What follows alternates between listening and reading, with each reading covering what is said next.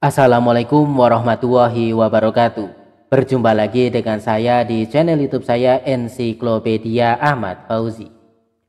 Di video sebelumnya kita telah mempelajari bagaimana caranya melakukan uji T berpasangan menggunakan SPSS hingga cara interpretasi dan cara pelaporannya. Kemudian di video lain kita juga telah mempelajari bagaimana caranya mendapatkan Cohen's d yang merupakan effect size dari uji T berpasangan. Dan pada video kali ini, mari kita pelajari bagaimana caranya melakukan analisis non-parametrik pengganti uji T berpasangan ketika data kita tidak terdistribusi normal sehingga asumsi normalitas tidak terpenuhi. Analisis yang kita pelajari di video kali ini adalah uji Wilcoxon menggunakan SPSS. Langsung saja kita menuju ke SPSS kita masing-masing. Misalkan kita memiliki data seperti ini ya, kita memiliki data pretest dan posttest. Kemudian jangan lupa kalau kita ingin melakukan uji T berpasangan, kita cari data selisihnya terlebih dahulu. Secara sederhana data selisih itu data selisih antara kelompok kedua dengan kelompok pertama yang bisa kita peroleh dengan cara pengurangan sederhana. Misalkan 100 dikurangi 5, 95, 47 dikurangi 42, 5, dan seterusnya. Kenapa kita perlu mencari data selisih? Karena kalau kita melakukan uji T berpasangan, asumsi normalitas itu ditujukan pada selisih antara kedua data yang berpasangan. Sehingga yang diuji adalah ini, ya, bukan pretestnya, bukan posttestnya, tapi data selisihnya. Bagaimana cara melakukan uji normalitasnya? Tidak kita bahas di video ini. Di video yang lalu saya sudah pernah membahas bagaimana cara melakukan berbagai uji normalitas di SPSS. Silahkan dibuka ya video tersebut. Nanti akan saya cantumkan tautannya di deskripsi di bawah video ini. Di sana lengkap ya, dari berbagai macam uji normalitas hingga cara interpretasi dan pelaporannya yang lengkap. Nah, pada video kali ini kita fokus bagaimana caranya melakukan uji Wilcoxon sebagai pengganti uji uji T ketika data kita tidak normal.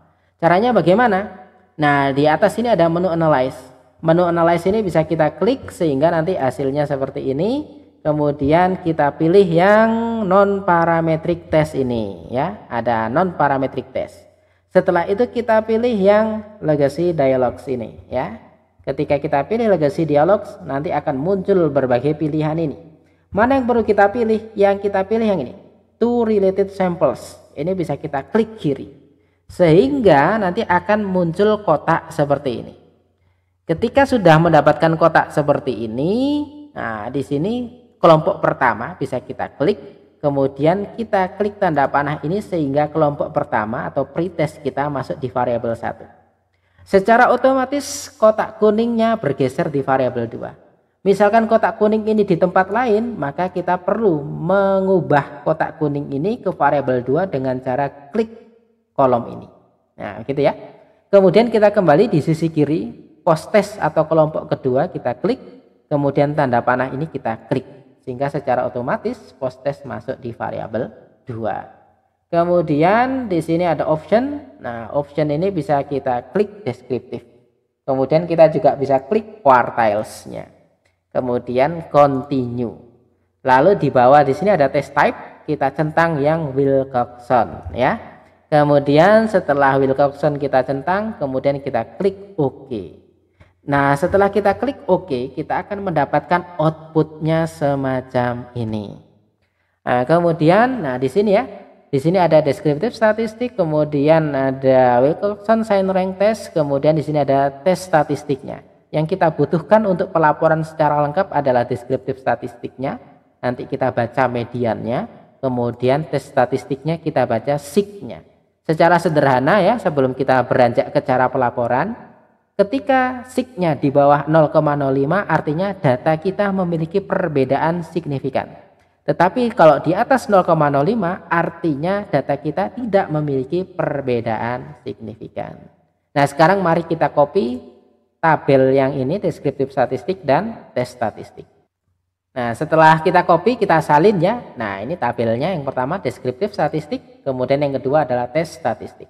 Cara pelaporannya seperti ini ya. Lagi-lagi ketika kita melaporkan hasil statistika inferensia harus dilengkapi dengan statistika deskriptifnya. Ketika data kita menggunakan analisis parametrik, maka statistik deskriptifnya kita laporkan mean dan standar deviasi. Tetapi kalau non parametrik, kadang kita menggunakan modus, kadang kita menggunakan median. Nah, kalau Wilcoxon kita menggunakan median. Nah, ini cara pelaporannya. Hasil analisis Wilcoxon Sign Rank Test mengindikasikan bahwa median peringkat pretest sebesar 16. MDN sama dengan 16. Cara penulisannya seperti ini. Ini sesuai format APA. Ya, dimiringkan kemudian MDN. Bukan M, kalau M itu min. Kemudian berbeda signifikan dengan median peringkat post test. Nah, ini ya. MDN sama dengan 60. Koma, kemudian Z. Z itu merupakan label dari Wilcoxon. Sama dengan 2,670.